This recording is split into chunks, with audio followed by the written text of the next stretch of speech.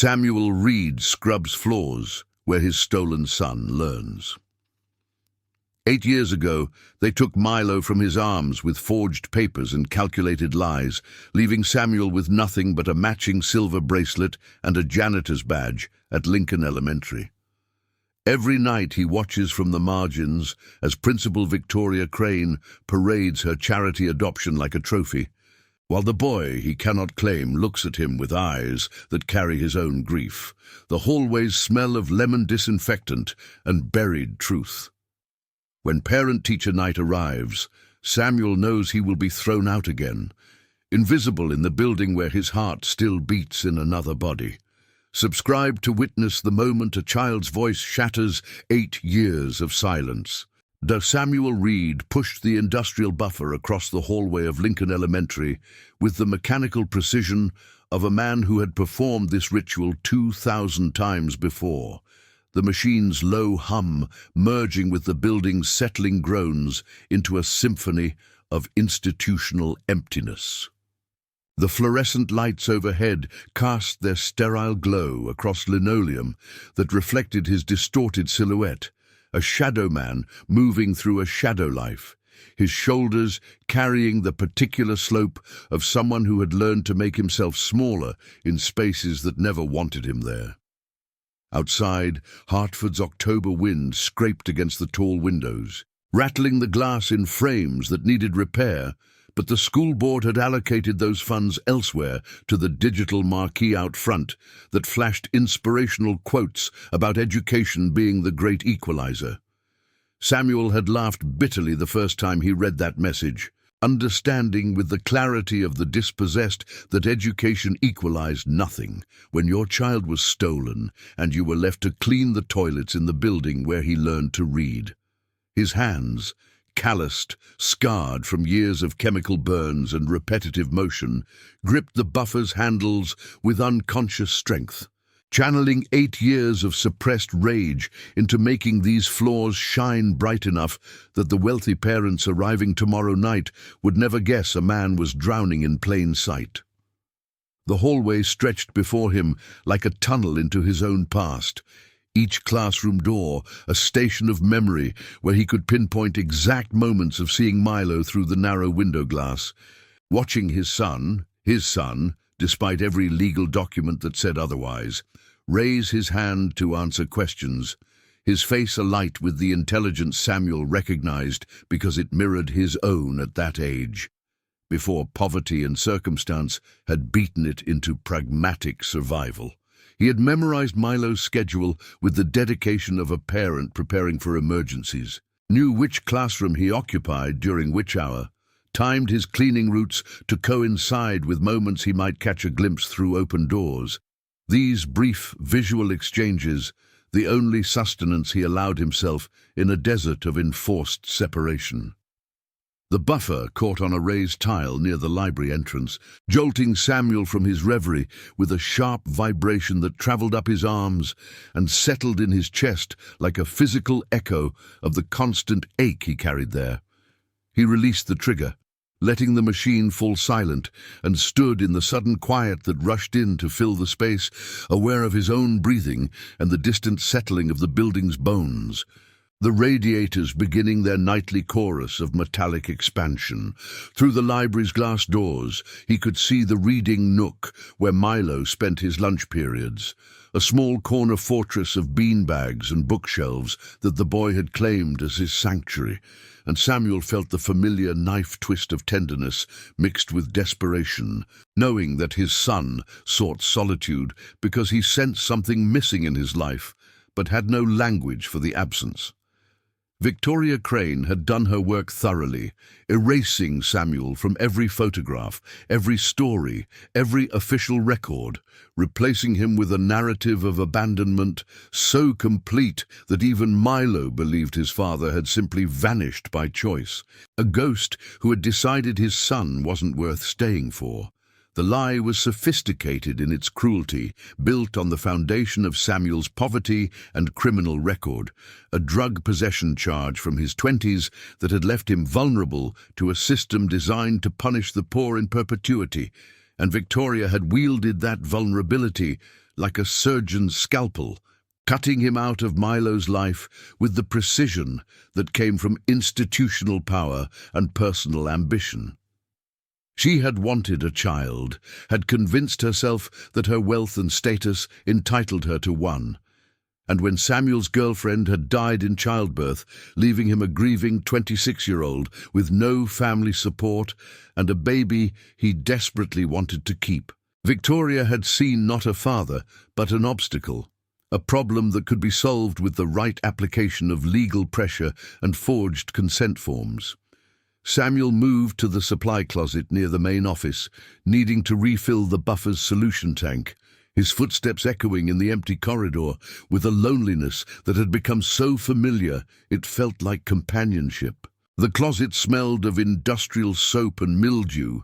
a scent that clung to his clothes and skin no matter how many times he showered, marking him as maintenance, as help, as invisible labor that kept the building functional but received no acknowledgement beyond a bi-weekly paycheck that barely covered his studio apartment rent. He had taken this job deliberately, had applied the moment he learned where Victoria had enrolled Milo, understanding that proximity was the only currency he possessed in a war where his opponent controlled every legal battlefield.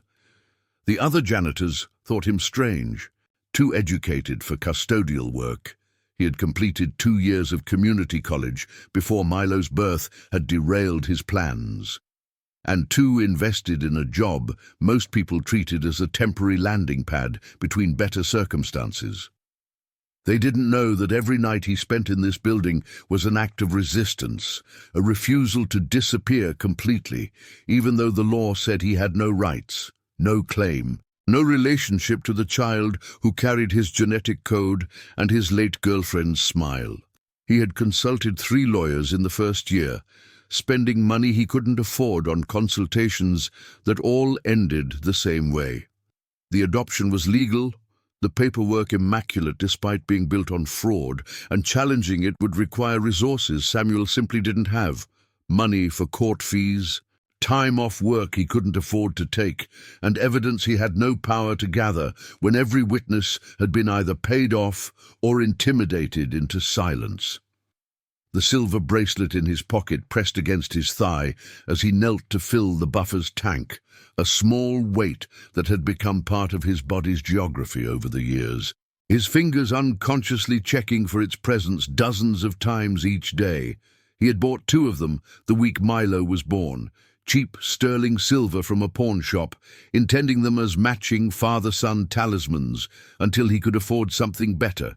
and he had fastened one around Milo's tiny wrist in the hospital before Victoria's machinery had separated them. The fact that Milo still wore his, Samuel had seen it glinting on his wrist just last week during recess, suggested something had survived the erasure, some thread of connection too primal to be severed by paperwork and lies. Samuel had researched attachment theory obsessively in those first desperate years, reading every study on infant bonding and memory formation, trying to understand if his son retained any cellular knowledge of being loved by him, if the 8 months they had spent together before Victoria's intervention had left any trace in Milo's neural architecture.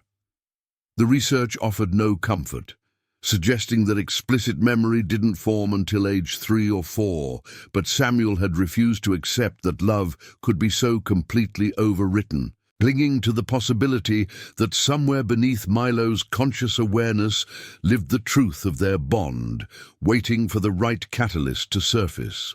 Parent-teacher night loomed like an execution date in Samuel's mental calendar. Tomorrow evening's event promising another ritual humiliation as he was inevitably asked to leave the building during public hours, sent home early so that his presence wouldn't disturb the aesthetic of the school's showcase evening. Victoria had engineered this pattern years ago, citing security protocols and after-hours access restrictions that somehow only applied to Samuel. The other custodial staff permitted to work their normal shifts while he was exiled.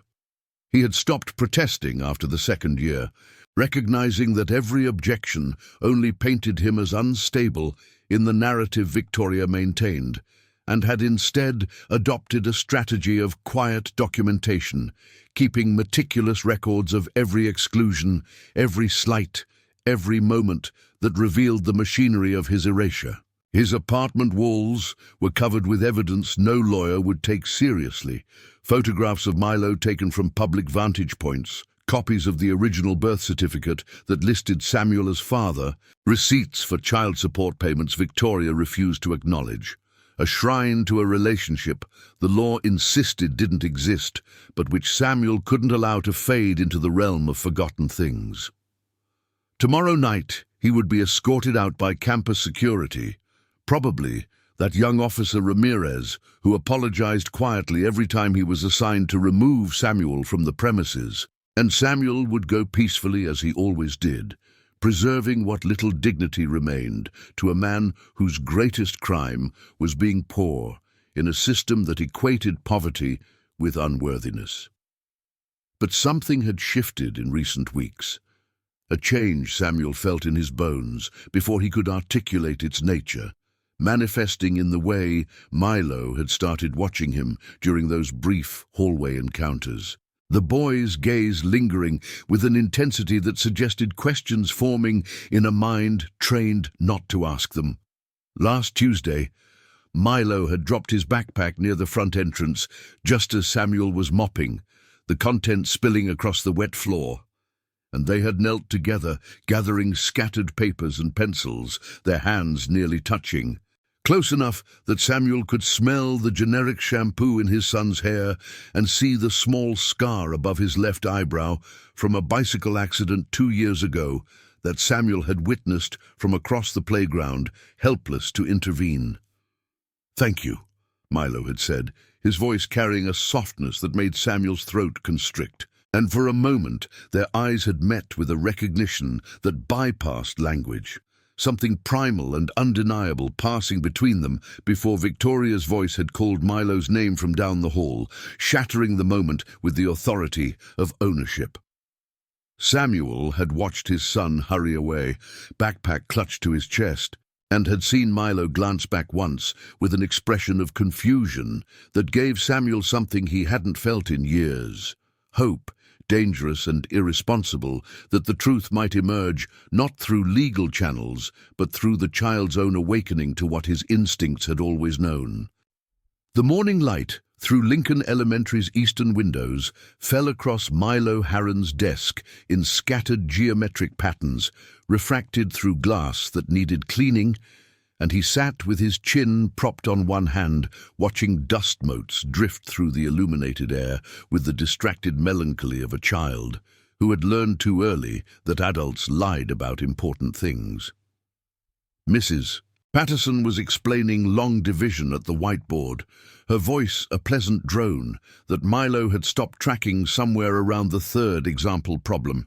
his mind instead fixated on the silver bracelet circling his left wrist, the one his mother, the woman he called mother, though the word felt increasingly hollow, claimed had been his grandmother's, passed down through generations of Crane family members who didn't actually exist. He had discovered that truth by accident 3 months ago, overhearing Victoria on the phone with her sister, the words, "I bought it at an estate sale to make the adoption look more legitimate," cutting through the partially closed study door with the precision of surgical instruments separating flesh from bone. The revelation had lodged itself in Milo's chest like a stone he couldn't swallow or expel, joining the accumulation of small dishonesties that had taught him to doubt every origin story Victoria offered,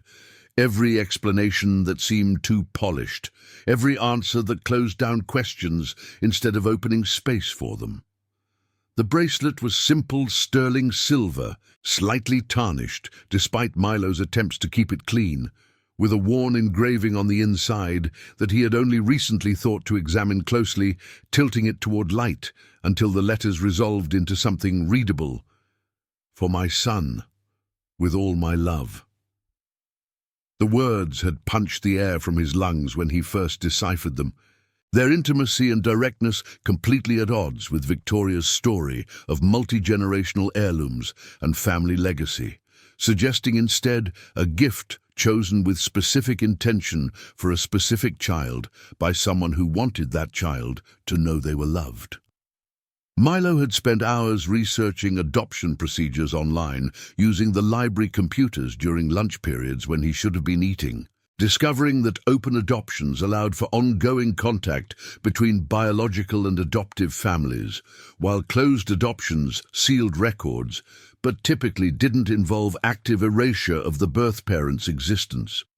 Victoria's version of his history fell into neither category. She claimed his biological parents had died in a car accident when he was an infant, leaving no family and no information, which was why there were no photos, no letters, no tangible evidence of the people who had created him, beyond the genetic code running through his cells.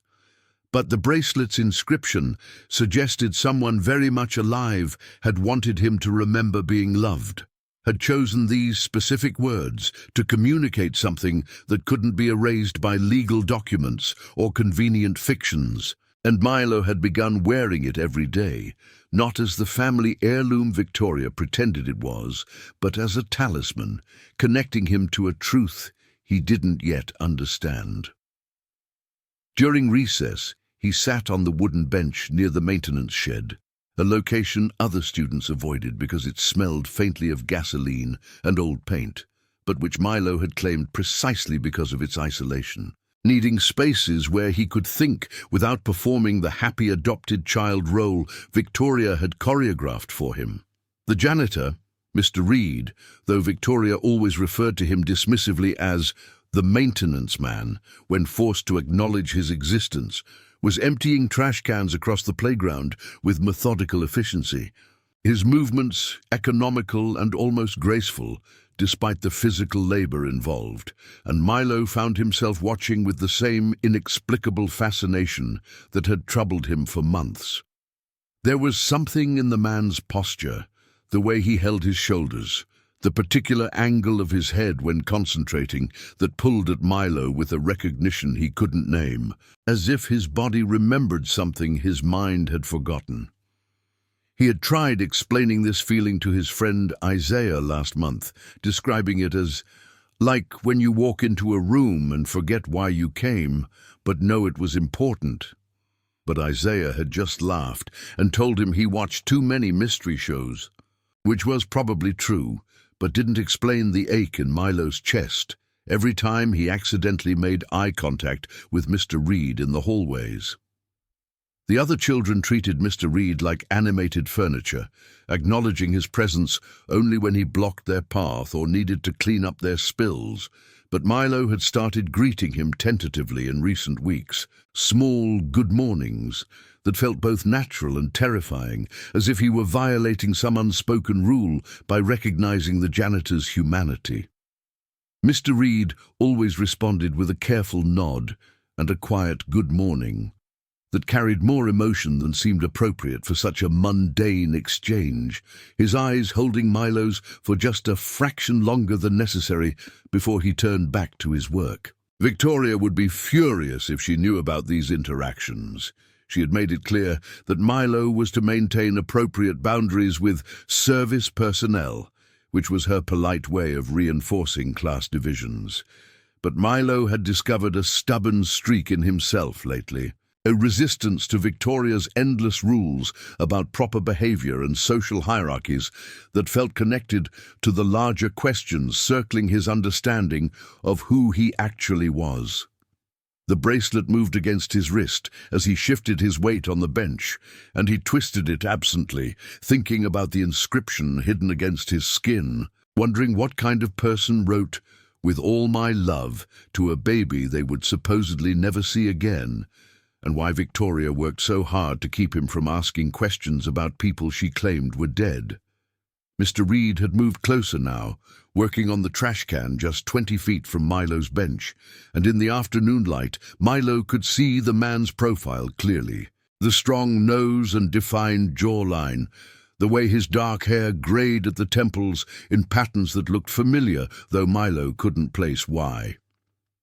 He thought about the mirror in his bedroom, the face he studied sometimes, trying to understand who he looked like, finding no resemblance to Victoria's delicate features or her sister's angular bone structure. His own face, stubbornly distinct in ways that had always troubled him when family photographs were displayed at school events. Victoria dismissed these observations with vague references to your father's side, as if the dead couldn't be blamed for passing on inconvenient genetics. But Milo had begun documenting the discrepancies in a notebook he kept hidden under his mattress, listing every time Victoria's stories contradicted previous versions, every photograph that was promised but never produced, every deflection that raised more questions than it answered.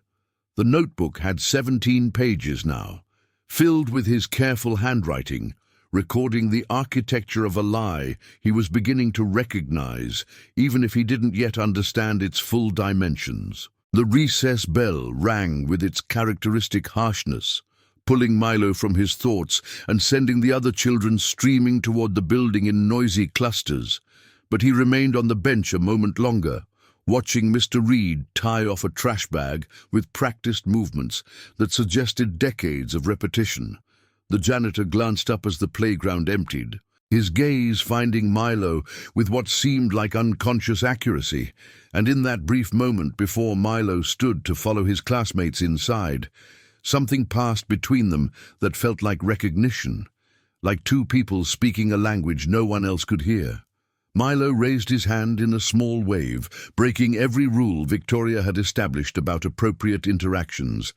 and Mr. Reed's face transformed with a smile so brief and painful that Milo felt it in his own chest, a sharp constriction that told him whatever this connection was, it mattered in ways he didn't yet have words for. He jogged toward the building, the bracelet sliding along his wrist, carrying the weight of someone's love and the evidence of a story that didn't match the official version. And Milo understood with growing certainty that tomorrow night's parent-teacher event would somehow force these parallel truths into collision, though he couldn't have explained how he knew or what he expected to happen when they finally met. Inside, the hallways smelled of institutional cleaning products and the particular staleness of buildings that held too many bodies breathing the same recycled air. But underneath those familiar scents, Milo detected something else, a faint trace of the same soap he associated with Mr. Reed's proximity during their brief hallway encounters. And he wondered if his developing obsession with the janitor meant he was losing his grip on reality, the way Victoria sometimes suggested when he asked too many questions about his origins. Mrs. Patterson was already starting the afternoon lesson on American history, discussing colonial settlements with the enthusiasm of someone who had never questioned the narrative she was teaching. And Milo slid into his desk, feeling the vast distance between the official stories everyone repeated and the messy truths people worked so hard to bury.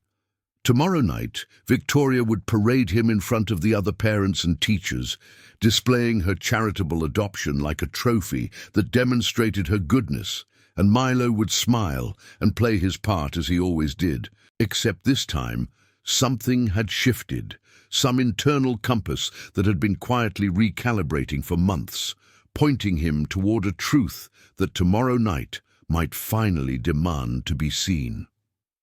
Victoria Crane stood before the full-length mirror in her private bathroom, adjacent to the principal's office, adjusting the collar of her silk blouse with the precision of someone preparing for battle, understanding that power was performed as much as possessed, and tonight's parent-teacher event required her most convincing performance. The blouse cost more than Samuel Reed earned in 2 weeks, a fact she knew because she personally approved his employment contract each year, keeping his wages deliberately low enough that he could never afford the legal representation that might challenge the adoption she had orchestrated through a combination of legitimate channels and carefully buried fraud.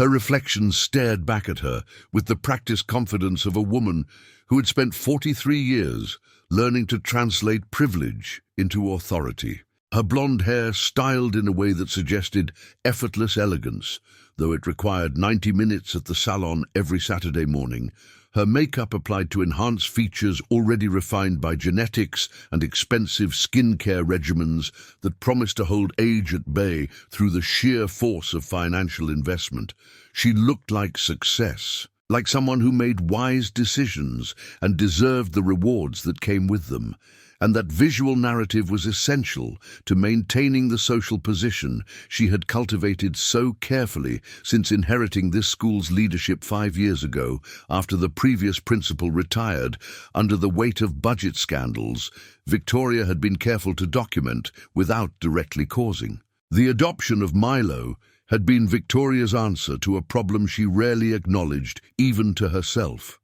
The gnawing emptiness of a life built entirely around professional achievement.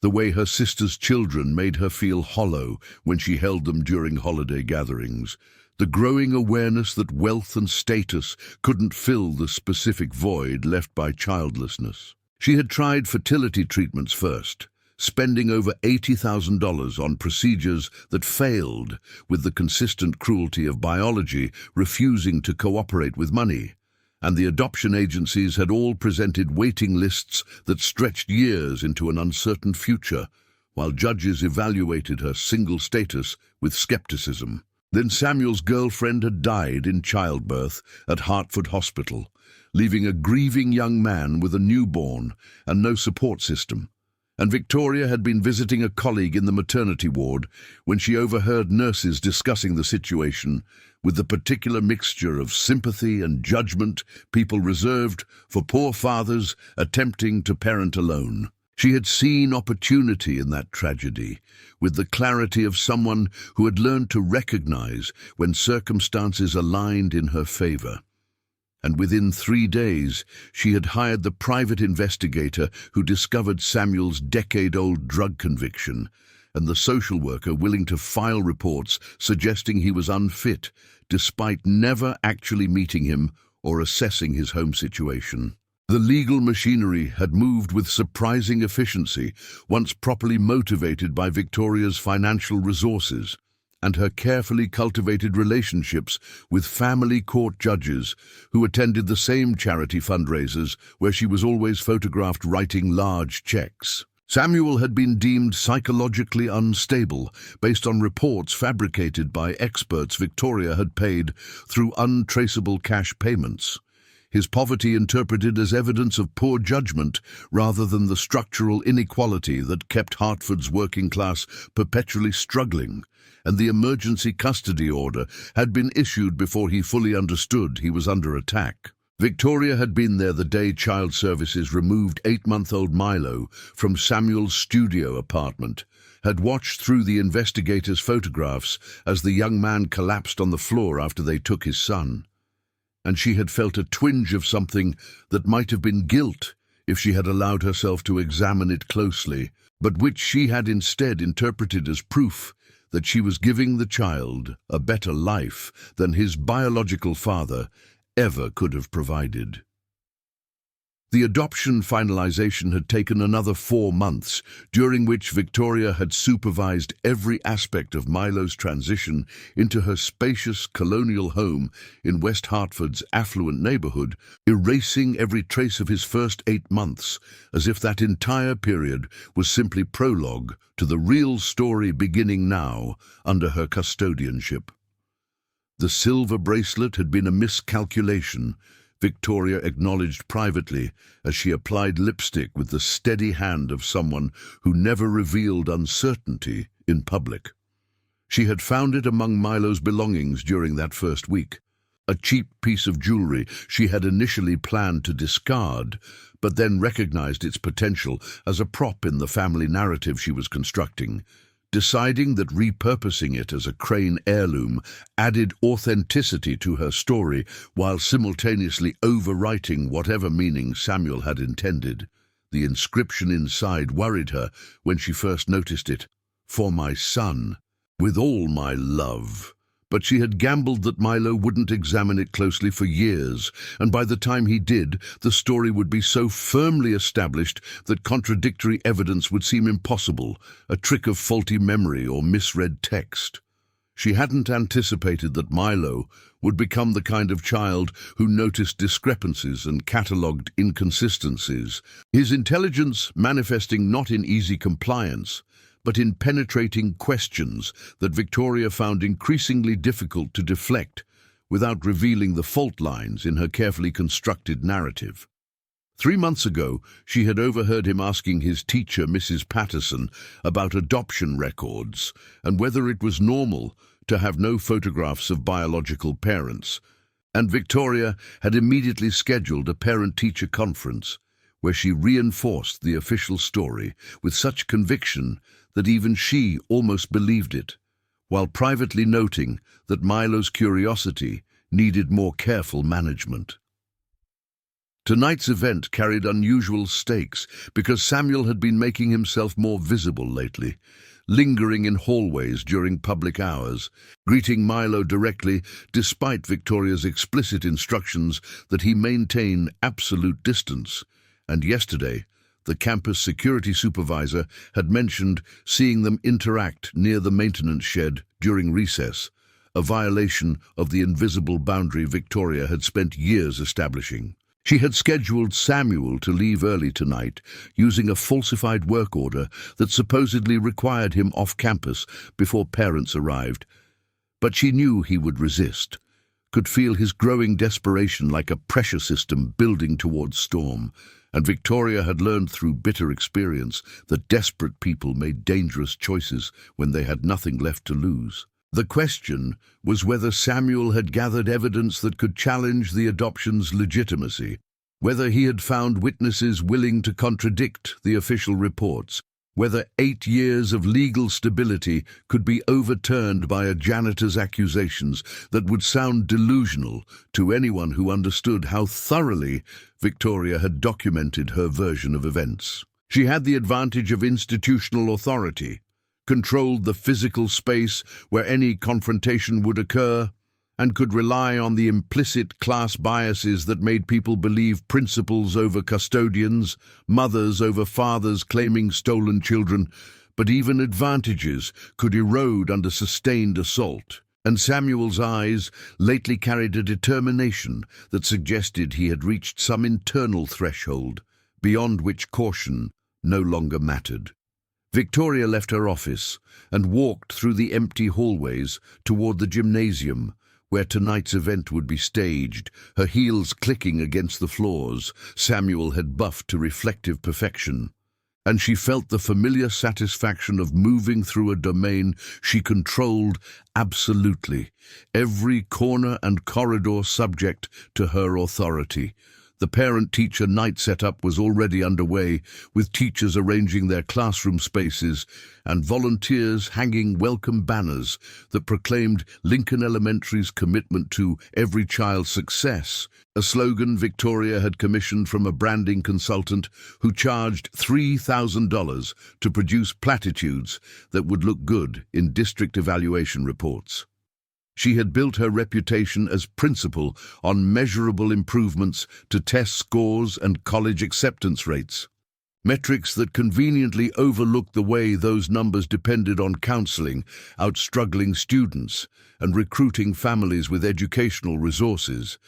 But the district superintendent cared about statistics that could be presented to the school board, not the ethical compromises that produced them. Tonight would showcase those achievements through carefully curated displays of student work and testimonials from grateful families like the Harrons, her and Milo, the success story of a child rescued from poverty by a caring administrator's intervention,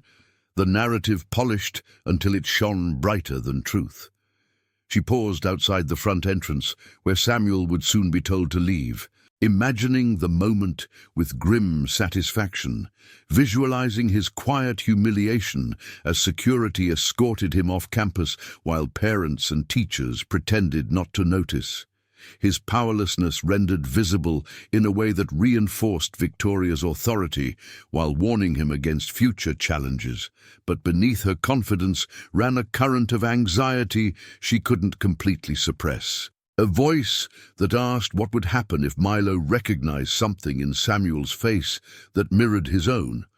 If the boy's growing skepticism about her stories reached critical mass at the exact moment his biological father was being expelled from the building. If the careful separation Victoria had maintained collapsed under the weight of two people desperate to claim each other, despite every legal and social barrier erected between them. She told herself these worries were irrational, that 8 years of stable custody couldn't be undone in a single evening. That truth was whatever could be proven in court, and she had made sure the provable truth aligned with her version of events. But some instinct honed by years of navigating institutional politics whispered that tonight's perfect staging might crack under pressure she hadn't adequately prepared for, revealing the rot beneath the polished surface before she could contain it. Milo sat at the kitchen table in Victoria's immaculate colonial home, pushing vegetables around his plate with mechanical precision, while she recited the evening's instructions with the careful enunciation of someone who expected exact compliance, her words washing over him like liturgy he had memorized but no longer believed. They were to arrive at parent-teacher night at precisely 6:15, allowing Victoria time to circulate among the other parents and teachers before the formal presentations began at 7, and Milo's role was to smile politely, answer questions about his favorite subjects with the approved responses Victoria had rehearsed with him, and under no circumstances was he to wander away from her supervision or engage with anyone she hadn't explicitly approved.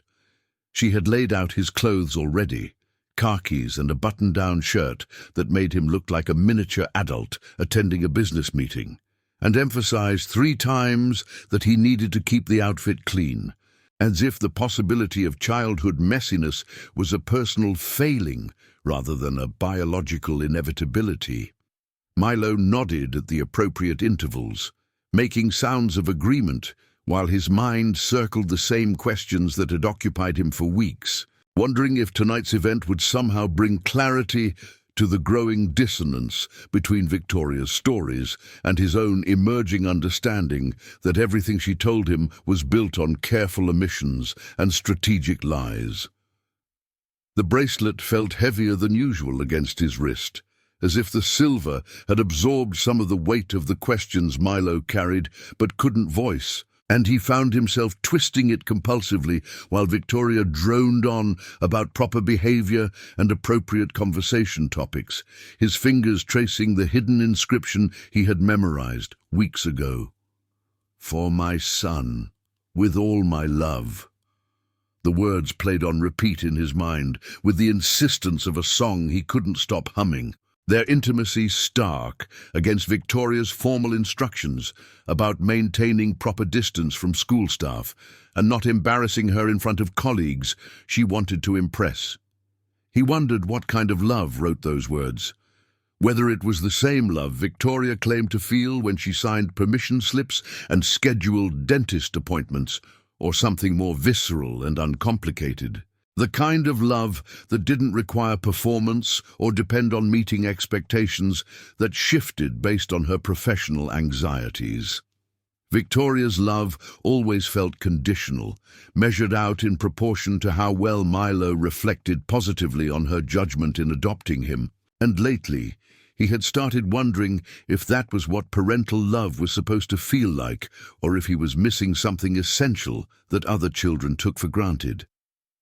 After dinner, he retreated to his bedroom and retrieved the notebook from under his mattress, opening it to a fresh page where he wrote today's date and the observation that Victoria seemed unusually nervous about tonight's event, her anxiety manifesting in repeated instructions and warnings that suggested something beyond normal parental oversight. The notebook contained 17 previous pages of similar observations, all documenting the accumulating evidence that Victoria's version of his history didn't align with objective reality. And Milo studied the patterns with the focused intensity of a detective assembling fragments into a coherent picture. There were the missing photographs Victoria claimed were lost in a move that never happened. He had checked with her sister, who confirmed Victoria had lived in the same house for 12 years. And the lack of medical records from before the adoption, despite Victoria's insistence he had been a sickly infant requiring extensive treatment. There were the contradictions in her stories about his biological parents' supposed car accident, details that changed each time she recounted them, and the fact that when he searched Connecticut Department of Transportation accident reports from 8 years ago looking for fatalities involving young parents, he found nothing matching Victoria's description. The evidence didn't prove anything definitive yet, but it established a pattern of dishonesty comprehensive enough that Milo had stopped believing anything Victoria said without independent verification. A stance that left him functionally orphaned in a house where his legal guardian felt increasingly like a stranger, invested in maintaining a fiction he hadn't agreed to participate in. He touched the bracelet again, wondering if Mr. Reed knew something about its origin that Victoria wouldn't reveal, the thought arriving with sudden clarity that made his pulse quicken with equal parts hope and terror. The janitor had looked at the bracelet during their accidental encounter last week, when Milo's backpack spilled across the hallway floor, had stared at it with an expression of such raw pain that Milo had felt like an intruder witnessing something private. And afterward, Milo had noticed Mr. Reed's hand moving unconsciously to his own pocket, as if checking for something that matched what he had just seen on Milo's wrist. The moment had lasted only seconds before Victoria's voice shattered it, but it had lodged itself in Milo's memory with the persistence of significant moments that demand interpretation, suggesting connections his conscious mind hadn't yet articulated, but which his instincts insisted were crucial.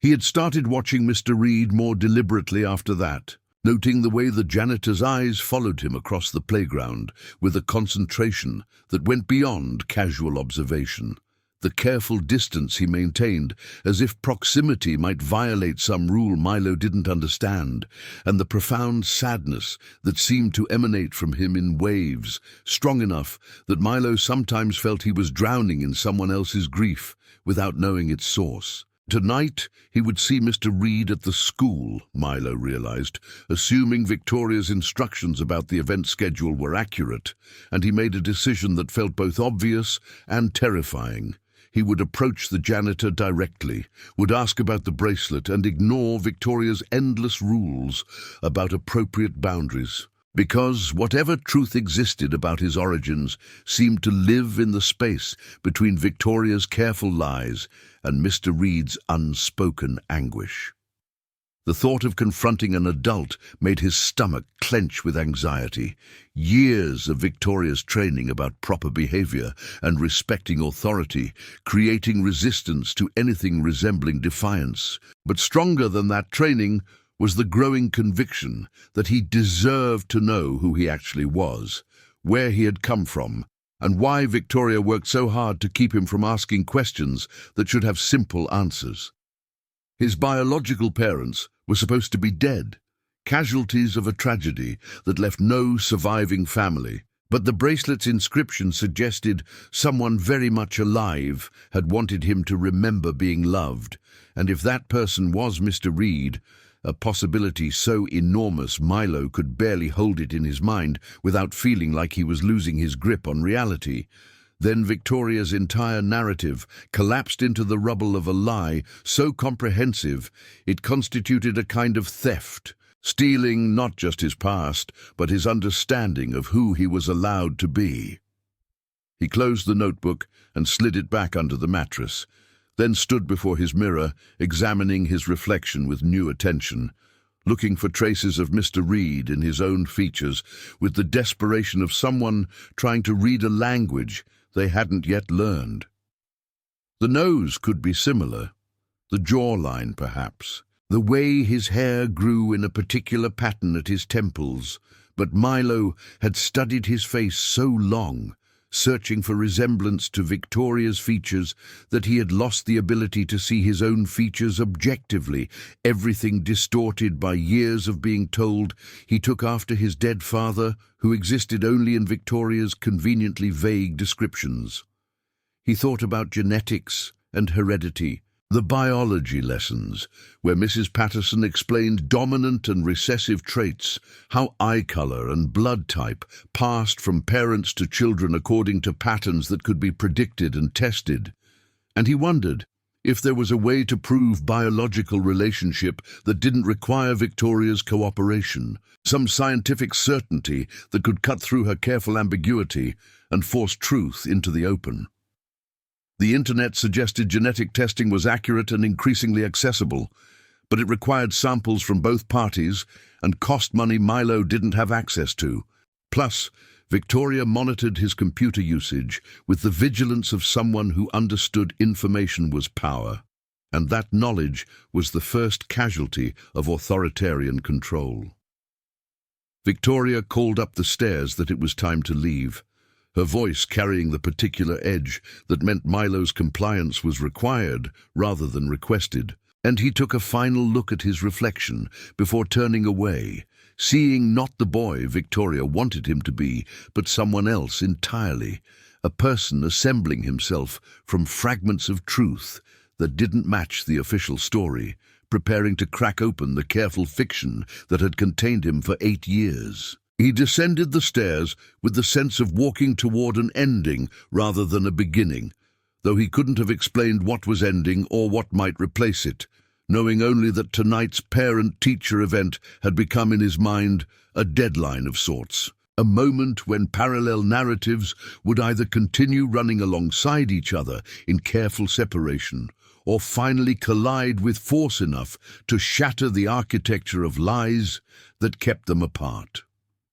Victoria waited by the door with her purse and her perfect makeup and her expectation of his obedient performance, and Milo followed her to the car, carrying his questions like weapons he wasn't yet sure how to use, the bracelet sliding against his wrist with each movement, a talisman connecting him to a truth that tonight might finally demand to be recognized, despite every effort to keep it buried. Samuel stood near the main entrance of Lincoln Elementary, watching parents arrive in waves of expensive vehicles, their casual wealth evident in the way they moved through space, with the assumption that rooms rearranged themselves to accommodate their presence. And he felt the familiar corrosive mixture of resentment and grief that came from witnessing the life Milo lived under Victoria's custody, surrounded by resources Samuel could never have provided, but which came at the cost of everything that actually mattered. The parking lot filled with luxury sedans and SUVs that cost more than Samuel would earn in 5 years, their drivers emerging in clothes that signaled professional success and social belonging, gathering in clusters near the entrance, where they exchanged pleasantries about property values and vacation plans, while their children, Milo's classmates, ran ahead into the building with the unself-conscious energy of young people who had never learned to make themselves smaller. Samuel kept to the shadows near the maintenance entrance, knowing his presence during public hours was technically permitted but socially transgressive, understanding that visibility would trigger Victoria's machinery of removal, but unable to force himself to leave before catching a glimpse of his son arriving for an event Samuel had no right to attend, but which his heart insisted he needed to witness. Officer Ramirez approached from across the parking lot, his posture apologetic even from a distance, and Samuel understood immediately that his evening was about to end in the familiar humiliation of forced departure. Victoria's instructions, implemented by a young security guard who clearly recognized the cruelty of his assignment, but lacked the institutional power to refuse it. Samuel felt a spike of rage so intense it momentarily overwhelmed his careful self-control. 8 years of accumulated fury at being erased from his child's life, surging through his body with physical force that left his hands trembling and his breath coming shallow. But he forced himself to remain still, to not give Victoria the satisfaction of reacting in ways that would confirm her narrative about his instability, to preserve what little dignity remained to a man systematically stripped of every other form of power. Ramirez stopped a respectful distance away, his dark eyes carrying genuine discomfort with the role he was being asked to play. And when he spoke, his voice was quiet, almost apologetic, asking Samuel to leave the premises before parents and teachers entered the building, explaining that Principal Crane had filed a work order requiring all custodial staff to vacate by 5:30, though they both knew this order applied uniquely to Samuel rather than representing general policy. "I just want to see him arrive," Samuel said, his voice rough with the effort of keeping 8 years of grief compressed into something that resembled reasonable conversation, his eyes scanning the parking lot for Victoria's distinctive silver Mercedes that hadn't yet appeared among the arriving vehicles. 5 minutes. Then I'll go peacefully." Ramirez shifted his weight, clearly torn between following orders and accommodating a request so modest it should have been granted automatically, the internal conflict visible in the way his hand moved unconsciously to his radio before dropping back to his side, understanding that radioing for backup would escalate a situation that required de-escalation. "You know I can't let you stay, Mr. Reed," Ramirez said, his tone carrying genuine regret that offered Samuel no practical value, sympathy being useless currency in transactions governed by institutional authority, and Victoria's determination to keep father and son permanently separated. "She's been clear about the protocols, and my job is to enforce them regardless of what I think about the fairness." The words hung between them, acknowledging the injustice while simultaneously perpetuating it. The particular moral cowardice of people who recognized wrong but prioritized their employment over correcting it. And Samuel felt his contempt for the system that produced such compromises surge alongside his understanding that Ramirez was trapped in structural dynamics neither of them had chosen. Victoria's Mercedes pulled into the parking lot then, its silver exterior catching the early evening light, and Samuel's entire body tensed, watching the vehicle approach, his heart rate accelerating with the particular anxiety of a parent whose access to their child depends on glimpses stolen between gaps in surveillance. The car found a space near the front entrance reserved for administration, and Victoria emerged first, her professional composure visible even from Samuel's distance. The way she smoothed her skirt and checked her reflection in the car window, suggesting someone preparing for performance rather than authentic interaction. Then Milo appeared from the passenger side, and Samuel felt the familiar punch of recognition mixed with longing. His son, 8 years old now, no longer the infant torn from Samuel's arms, but a child shaped by experiences Samuel hadn't been allowed to share, looking uncomfortable in clothes too formal for an elementary school event, his small body carrying tension that suggested he felt the evening's stakes, even if he didn't understand their nature. Samuel memorized every detail with the desperate attention of someone aware each observation might be the last. The way Milo's hair needed cutting, falling across his forehead in patterns Samuel recognized from his own childhood photographs. The slight hunch in his shoulders, as if he were trying to occupy less space.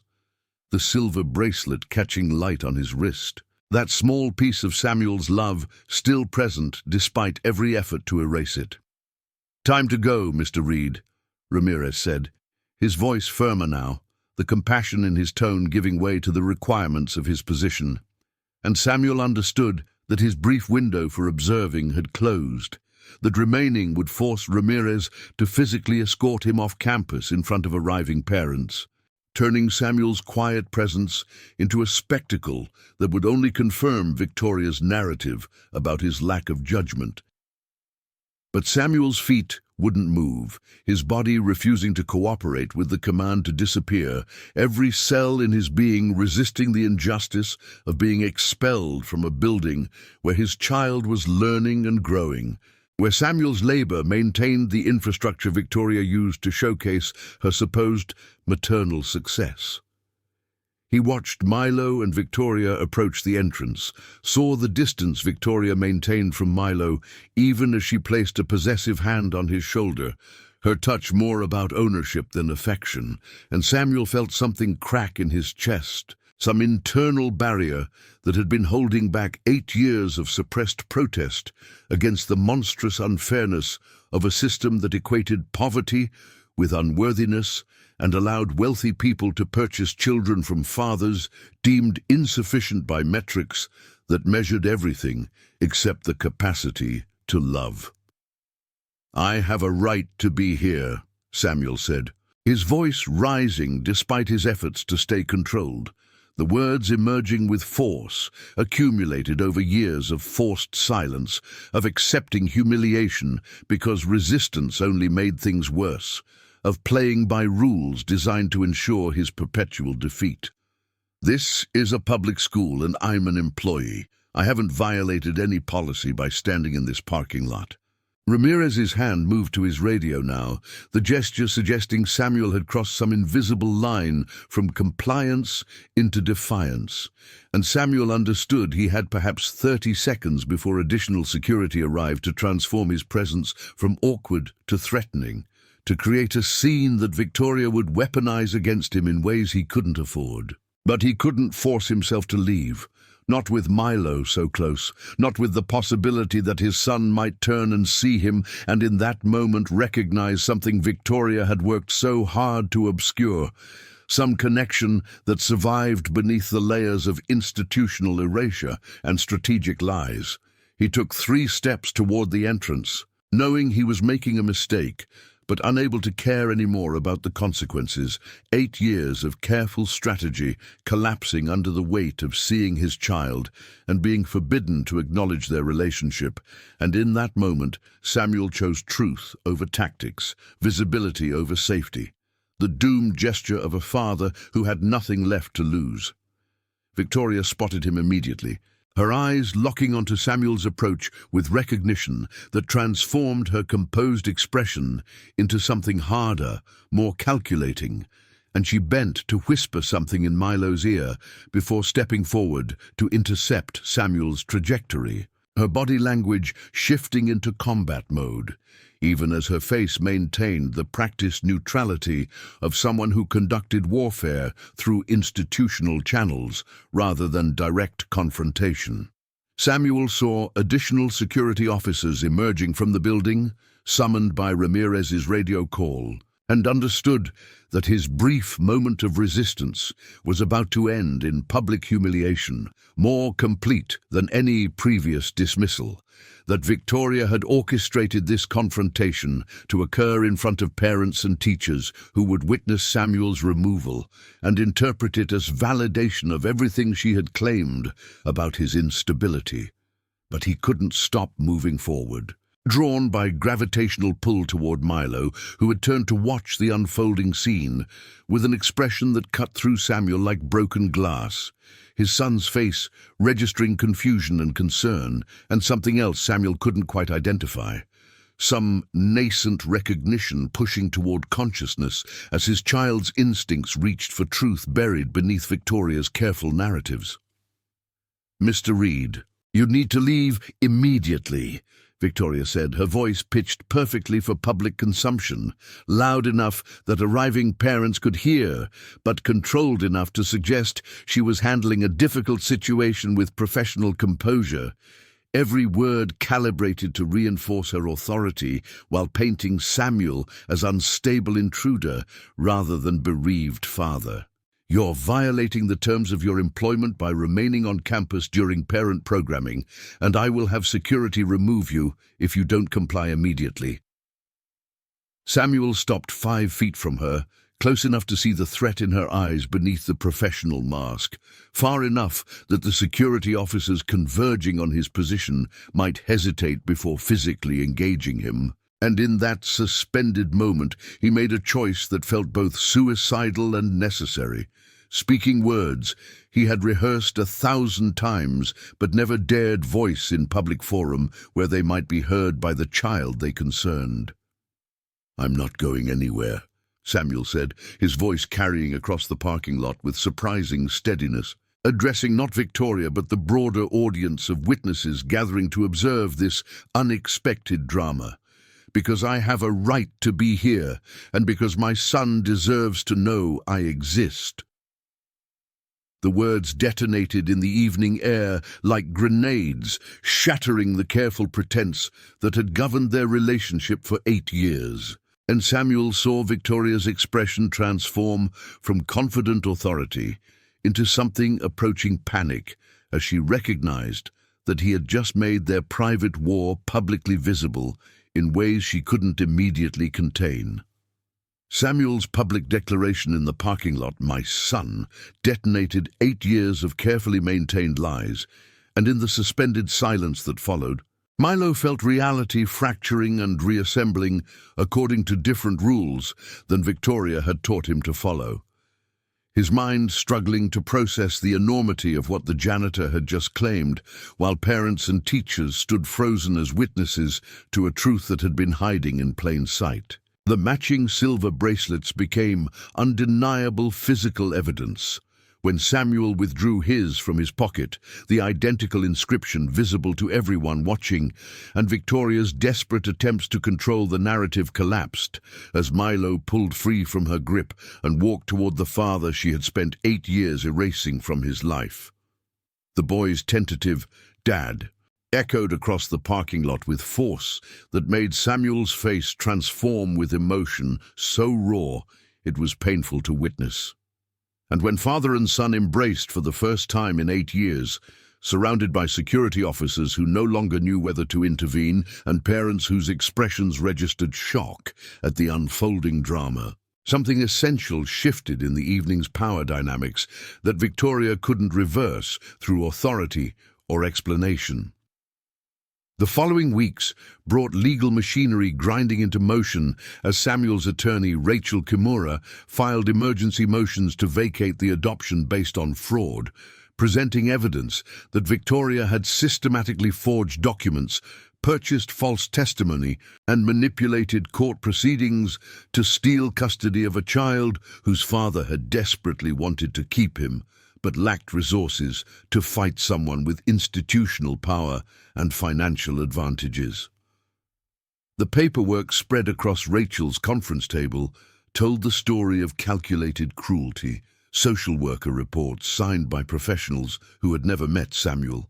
building inspections conducted by retired officials whose signatures were forged, even a statement supposedly from Milo's dying mother disclaiming Samuel's fitness that handwriting analysis proved was fabricated using a notary seal stolen during a convenient break-in. Each layer of Victoria's deception revealed not impulsive desperation but methodical planning. A wealthy woman who had decided she deserved a child and was willing to destroy a poor father's life to acquire one. Her sense of entitlement so complete she had apparently believed her fraud would remain permanently buried beneath legal legitimacy, and Samuel's powerlessness to challenge someone with her resources. Milo lived in suspended state between two households while emergency custody motions worked through Connecticut's family court system, technically still under Victoria's legal authority, but spending increasing time with Samuel in the modest studio apartment that felt more like home than the colonial mansion ever had. And the boy began reconstructing his identity by documenting in his hidden notebook every discrepancy between Victoria's stories and the emerging truth, creating evidence of a childhood built on systematic lies that adults had conspired to maintain. The silver bracelet on his wrist became talisman connecting him to the father who had never stopped loving him.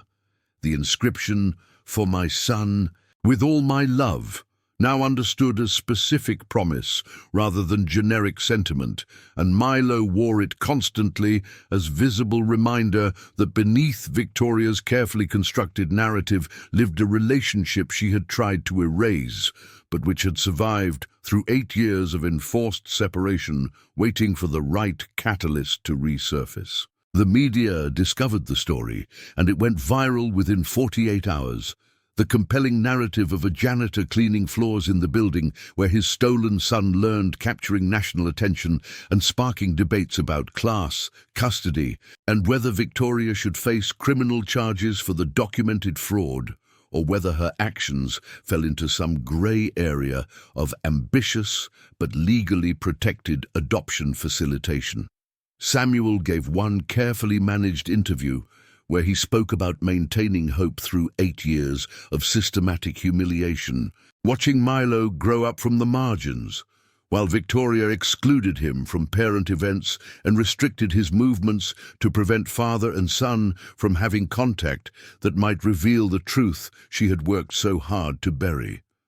The attention brought both support and scrutiny, with Victoria's expensive legal team arguing that regardless of procedural irregularities, 8 years of stable custody created bonds the court had obligation to preserve, that Milo's attachment to his adoptive mother mattered more than correcting historical injustice, and that Samuel's accusations were delusional fixations of someone who had never properly bonded with his child and was now attempting to disrupt a successful placement. An emergency school board meeting convened to address Victoria's conduct and the circumstances of Samuel's employment, with testimony from forged document victims building an unassailable case that the principal had systematically deployed fraud to acquire Milo. Yet board members' faces revealed that institutional loyalty and liability concerns were competing with moral clarity. Their calculations about protecting the district visible in the careful neutrality they maintained while listening to testimony that should have sparked outrage.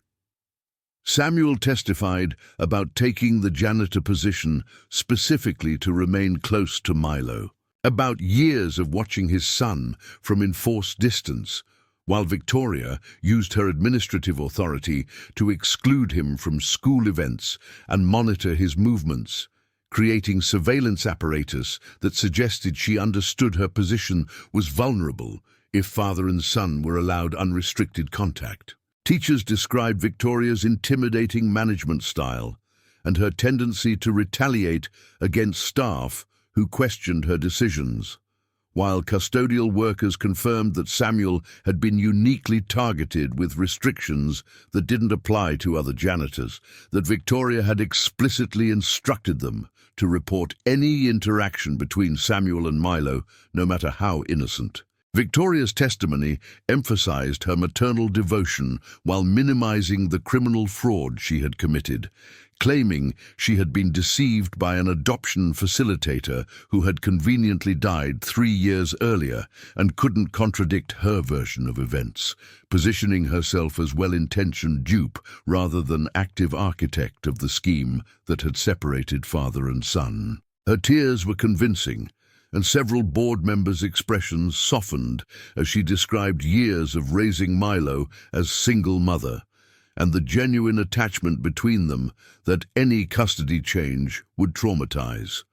The performance demonstrating how class privilege granted her credibility that Samuel's poverty had denied him. Her emotional testimony interpreted as proof of genuine feeling, while his own passionate words risked being dismissed as manipulation or instability.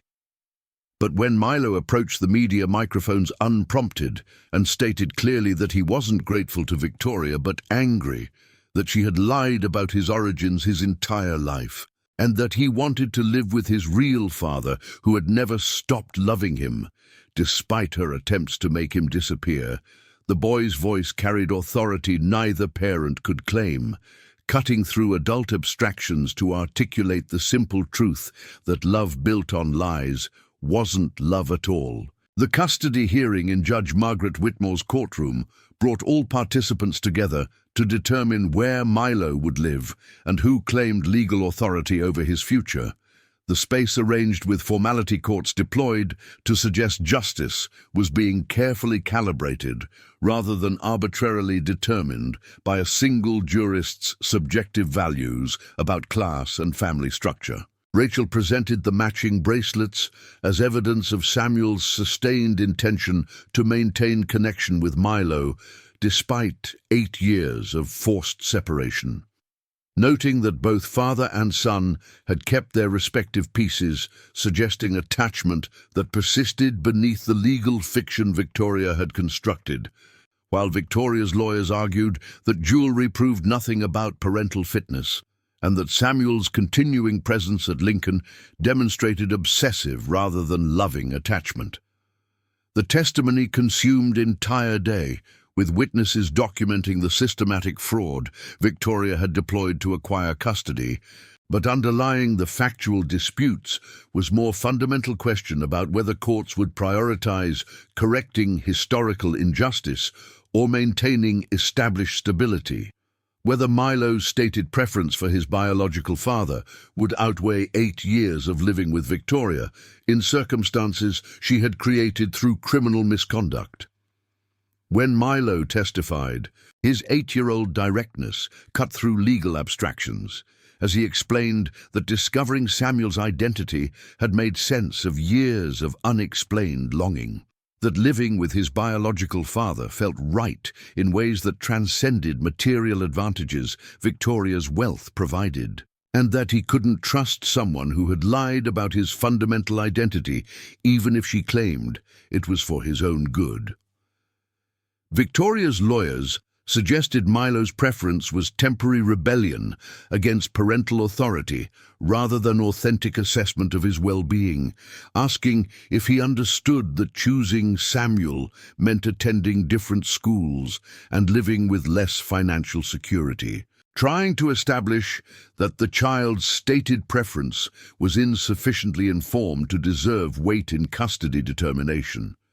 But Milo answered each question with clarity, suggesting he had thought carefully about implications, stating he would rather be poor with his real father than wealthy with someone who had stolen him, that material comfort couldn't compensate for fundamental dishonesty, and that he trusted Samuel's love in ways he had never trusted Victoria's, because his father had never asked him to be grateful for basic parental devotion.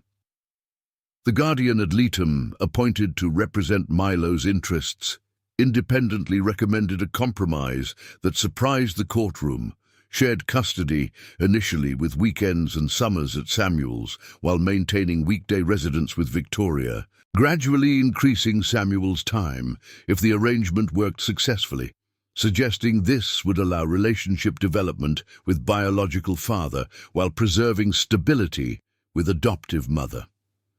Samuel felt the recommendation as partial victory that would feel like ongoing defeat, understanding it meant years more of fighting to prove he deserved full parental rights, while Victoria retained legal authority over major decisions despite proven dishonesty. The compromise essentially rewarding her fraud by allowing her to maintain primary custody, while he received visiting rights similar to what divorced fathers fought for, but which seemed grotesque when no legitimate marriage had ever existed to justify shared authority. Rachel had prepared him for this possibility, explaining that courts prioritize stability and risk avoidance over justice, that Judge Whitmore would likely embrace any solution that let her avoid the precedent of completely overturning an established adoption. Judge Whitmore's ruling arrived 2 weeks later, adopting the guardian's recommendation with minor modifications, granting Samuel weekend custody immediately, with provision for expanded time after 6 months, if transitions proceeded smoothly, maintaining Victoria's primary legal custody, while requiring her to consult with Samuel on major decisions, and mandating family therapy, designed to help them develop cooperative co-parenting relationship despite the fraud and hostility that had characterized their previous interactions. The ruling acknowledged Victoria's misconduct, but declined to terminate the adoption entirely, citing Milo's established relationships and educational placement as factors weighing against complete disruption, and noting that Milo's stated preference carried weight but couldn't be sole determinant when balanced against stability, concerns judges had obligation to consider. Rachel called it partial victory that could be built upon, emphasizing that Samuel now had legally protected relationship with Milo, rather than depending on Victoria's tolerance of his presence. But Samuel understood it as compromise that legitimized the theft Victoria had committed while pretending to correct it. That first Friday evening when Milo arrived for his first official weekend custody period, carrying a backpack and his face bright with anticipation, despite everything that remained unresolved, Samuel felt something frozen in his chest begin to thaw in the presence of his son, finally allowed to be present without surveillance or time restrictions. They made dinner together in Samuel's small kitchen, simple spaghetti but shared in space that was theirs. And Milo talked constantly about school and friends and everything he had been unable to discuss during supervised visits, his voice carrying the particular joy of someone who had been holding their breath and could finally exhale. After dinner, they sat on Samuel's small balcony, watching Hartford's lights flicker across the darkening cityscape, and Milo leaned against his father's shoulder with comfort, suggesting 8 years of separation hadn't permanently severed their bond, that something essential between them had survived Victoria's best efforts to erase it. Milo asked Samuel to tell him about when he was a baby, the request carrying weight of someone trying to recover stolen history, and Samuel began narrating stories from those first 8 months before the separation. How Milo had smiled first at 6 weeks, how he had loved being sung to at 2 a.m. when nothing else would soothe him, how Samuel had walked miles through Hartford pushing a stroller because movement calmed colicky crying and he was too exhausted to know better solutions. The stories reconstructed a past Milo couldn't consciously remember, but which his body had known, creating bridge between the infant he had been and the child he was becoming, letting him understand that he had been deeply loved before courts decided Samuel's poverty made him unworthy to continue that love without interference. Samuel talked until his voice grew hoarse and Milo's eyes drifted shut against his shoulder, and he carried his son inside to the air mattress that would be replaced with proper bed next paycheck. Standing watching Milo sleep in his apartment for the first time in 8 years, Samuel felt gratitude and rage in equal measure for the partial justice that allowed this moment while denying complete restoration of what Victoria had stolen and the courts had legitimized through careful legal compromises. The matching silver bracelets sat together on the kitchen table for the first time since Samuel had bought them 8 years ago. Finally reunited, like the father and son they had been meant to connect. And though the legal battle remained incomplete and Victoria retained primary custody despite her proven fraud, something essential had been reclaimed in that parking lot moment when Milo had called him Dad, and truth had finally broken through 8 years of systematic lies. The bond they shared had survived institutional machinery designed to erase it, had persisted through poverty and powerlessness and Victoria's best efforts to make Samuel disappear, proving that love, stubborn, inconvenient, legally unrecognized love, could outlast the fictions people with power constructed to justify taking what they wanted from those who lacked resources to defend themselves. The road ahead would be difficult, filled with continued negotiations with Victoria, gradual expansion of custody time if Judge Whitmore's conditions were met, and Milo's ongoing navigation of divided loyalty between the father who had never abandoned him and the woman who had raised him through 8 years of lies. But as Samuel covered his sleeping son with star-patterned sheets, Milo had chosen himself and sat beside the air mattress watching his child's peaceful breathing. He understood that they had already won something more important than any custody arrangement. They had reclaimed their relationship from the silence Victoria had imposed, had spoken their truth, before witnesses who could no longer pretend the janitor was invisible and the boy was simply a grateful adoptee. The work of healing would take years, the legal battles might continue indefinitely, and full justice might never arrive. But in this moment, with his son sleeping safely in his small apartment after their first real day together in 8 years, Samuel felt something he had almost forgotten. Hope, dangerous and irresponsible perhaps, but also powerful enough to carry them forward into whatever futures they would build together, now that the truth had finally been allowed to exist in the light.